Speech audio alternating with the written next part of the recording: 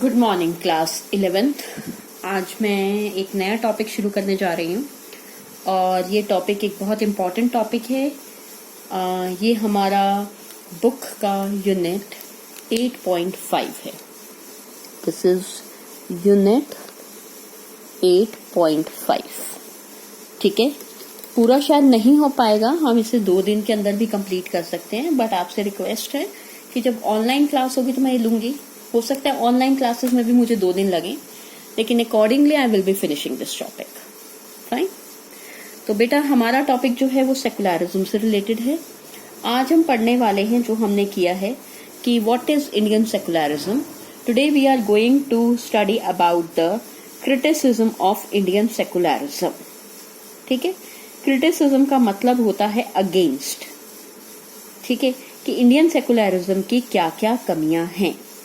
Indian secularism को furious criticism, आपकी book में शायद लाइन ही ये दी हुई है, जैसे एक खूंखार तरीके का क्रिटिसिज्म को सामना करना पड़ता है। और इसके बहुत सारे पॉइंट्स हैं, जिसमें से सबसे पहला पॉइंट है कि इसे एंटी रिलीजियस माना जाता है। एंटी का मतलब अगेंस्ट, कि Indian secularism is against religion. ये किसी भी इंस्टीट्यूशनल रिलीजियस डोमिनेशन के अगेंस्ट है।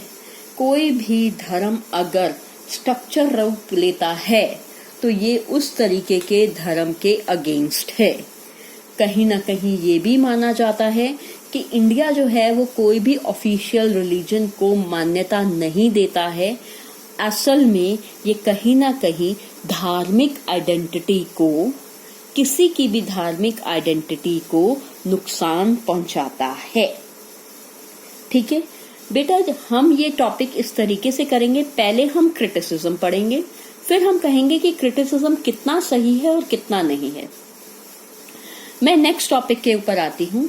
ये बात सही है कि इंडियन क्रिटिसिज्म को एंटी रिलीजियस माना जाता है, लेकिन ये भी बात सही है कि इंडियन जो सेकुलरिज्म है, मॉडल ऑफ सेकुलरिज्म है, वो प्रमोट करता है रिलीजियस फ्रीडम और इक्वालिटी। बहुत सारे लोग ये कहते हैं कि रिलीजियन आइडेंटिटी को ये थ्रेटन नहीं करता है, ये उसको प्रोटेक्ट करने की कोशिश करता है। कई लोग जो हैं वो अलग अलग धर्मों को अलग अलग पहचान देने की कोशिश करते हैं और अपने आप को अलग अलग बताते हैं। फॉर एग्जाम्पल, आपको यहाँ एक वर्ड लिखा हुआ नजर आ रहा होगा जिसे हम कहते हैं डॉगमेटिक। ठीक है, डॉगमेटिक का एक्चुअल में मीनिंग होता है हट करना, मतलब जिद करना। मतलब क्या है, अगर आप एक गुरुद्वारे के अंदर जाने हैं तो आप सर ढको ही ढको, तो ये आपको बताने का तरीका है ना कि नहीं है।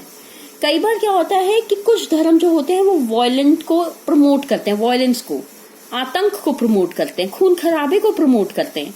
इन्हीं कोविड-19 के डेज में मैं एक दिन पढ़ रही थी, मैं किसी धर्म के अगेंस्ट नहीं हूँ, प्लीज इसे गलत नहीं इस्तेमाल करेंगे आप। तो एक नामपंथी, बेसिकली सिख कम्युनिटी का ही होता है, जिसमें ब्लू कलर की जो है ड्रेस पहनते हैं सिख, वो कहीं जा रहे थे। पुलिस वाले ने उन्हें रास्ते में रोका तो उनके दोनों हाथ काट दिए गए पुलिस वालों के। What is this? धर्म के नाम पर, धर्म के नाम पर तो उस पुलिस वाले ने सिर्फ इतना बोला कि भैया तुम 3 बंदे 4 बंदे एक बाइक पर बैठकर क्यों जा रहे हो, दिस इज अगेंस्ट लॉ। तो एक ने अपनी कृपाण निकाली और उसके हाथ काट दिए। तो इंडियन सेकुलरिज्म कहता है मैं धार्मिक आइडेंटिटी के अगेंस्ट नहीं हूं। वो धर्म जो जिद दिखाते हैं, जो वायलेंट एक्टिविटीज को प्रीच करते हैं, जो फैनेटिक हैं, पागलपन है, सनक है जिनके ऊपर कि नहीं यही सही है, ऐसे हैं जो अपने आप को एक्सक्लूसिव समझते हैं कि नहीं हम हैं, बाकी सब पानी कम है, जो एक दूसरे के अगेंस्ट हेट्रेड को फॉस्टर करते हैं। मैं उन सब चीजों के अगेंस्ट हूं। I am not against religious identity. I am not being anti-religious, but I am against some form of religious identities which are based on such negative principles. Number 2, जब हम इस तरीके की बात करते हैं तो इंडियन सेकुलरिज्म का दूसरा पॉइंट आता है कि बहुत सारे लोग कहते हैं कि इंडियन सेकुलरिज्म जो है that is basically western import. आपको याद है एक लाइन बताई थी जब मैं इंडियन मॉडल ऑफ सेकुलरिज्म कर रही थी कि कई कंट्रीज में ये माना जाता है that Indian secularism is an imitation of western secularism. बहुत सारे लोग ये मानते हैं कि इंडियन सेकुलरिज्म जो है वो वेस्टर्न इम्पोर्ट है and somewhere it is linked with the Christianity and it is linked with the Christianity because we were under colonial masters, because colonial masters considered them superior, because they have destroyed Indian culture and tradition. तो ultimately उस समय Christians थे, बहुत सारे लोगों को convert किया गया। जब हम आजाद हुए तो हमने उसी धर्म को मान लिया। And such type of conditions are very much unsuitable for the country like India. लेकिन हम इस क्रिटिसिज्म के अगेंस्ट भी बात करते हैं। हम कहते हैं क्या अजीब सी बात है, क्या सिर्फ हिंदुस्तान में ट्राउजर्स पहनी जाती हैं, पूरे वर्ल्ड में ट्राउजर्स पहनी जाती हैं? क्या सिर्फ इंटरनेट दुनिया भर में इस्तेमाल हो, हिंदुस्तान में यूज होगा तो वो एंटी रिलीजियस हो जाएगा क्या? अगर हमने पार्लियामेंट्री सिस्टम को अडॉप्ट किया, yes parliamentary form of democracy being taken by the British, क्योंकि हम लोगों को लगा वो पार्लियामेंट्री डेमोक्रेसी हमारे देश के लिए सुटेबल है। हमें उस देश से अपने देश में ऐसा लगा कि ये सुटेबल है, हमने ले लिया। इसमें गलत तो सही कहां, इसमें वेस्टर्न आउट कहां है? ऐसे तो इंडिया ने भी सबसे पहले 0 दिया था, तो 0 पूरे दुनिया में फॉलो किया जाता है, तो बाकी के धर्म क्या हिंदुस्तान के धर्म को मानते हैं? एनीवे, बहुत सारे लोगों ने इस रिस्पॉन्स को शैलो रिस्पॉन्स माना है। शैलो का मतलब होता है ऊपर ऊपर का रिस्पॉन्स माना है।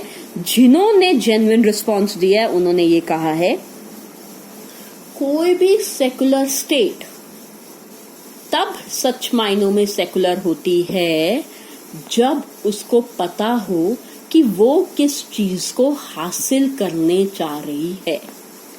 हिंदुस्तान में 2 चीजों के ऊपर ध्यान रखा जाता है।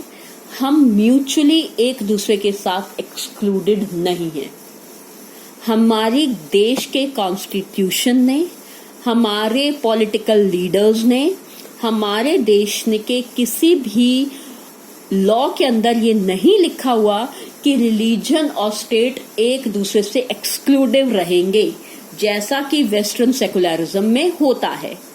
हमने सिर्फ ये कहा है कि हम सेकुलरिज्म को अडैप्ट करते हैं कॉज यही एक रास्ता है जो इंडिया में पीस को प्रमोट कर सकता है और हम जब जरूरत पड़ेगी तब इंटरफेयर करेंगे और प्रोटेक्ट करेंगे राइट्स को जो कि स्पेसिफिक कम्युनिटीज को बिलोंग करते हैं।